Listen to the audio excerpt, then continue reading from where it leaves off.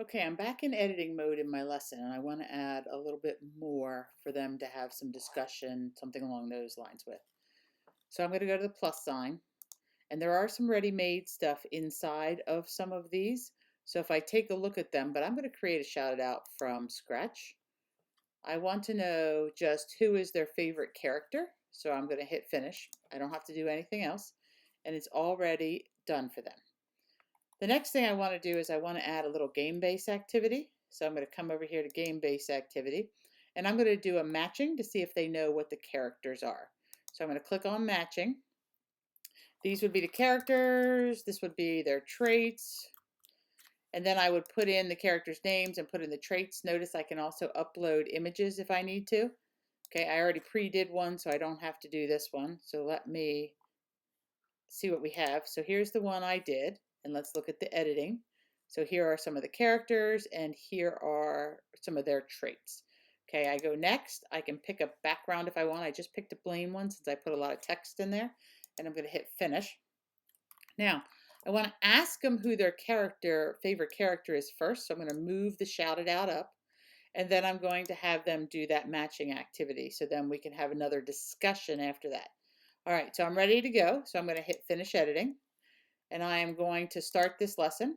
I'm going to pull it over, and you'll see the student on the right and the teacher on the left. Notice they are in teacher mode because they're wherever I am.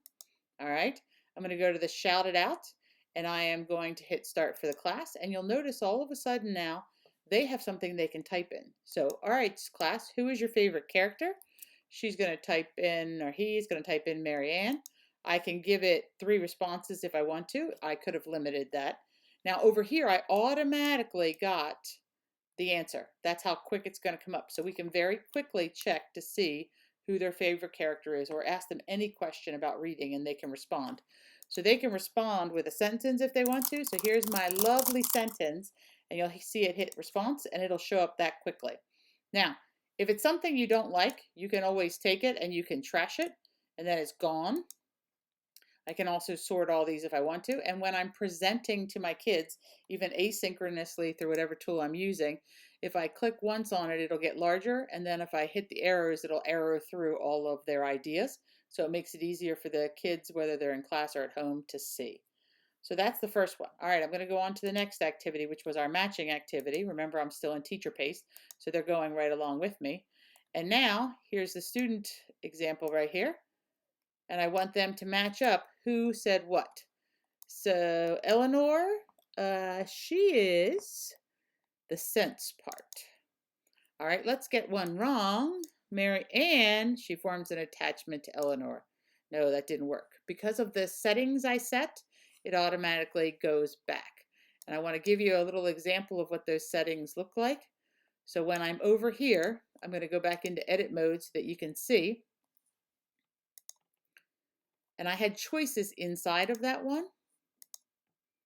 And some of them are instantly or when prompted, which means it would check them all at the end and then do the matching piece. So you may want to change them before you upload them.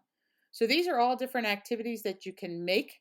Notice there are already some other ones that are pre-done if you want to know that.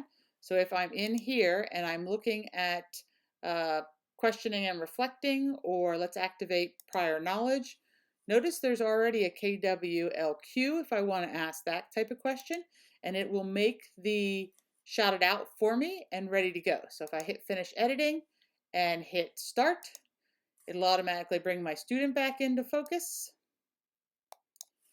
And then if I find that slide, by the way, if I hit the slides, I can see them all on my screen.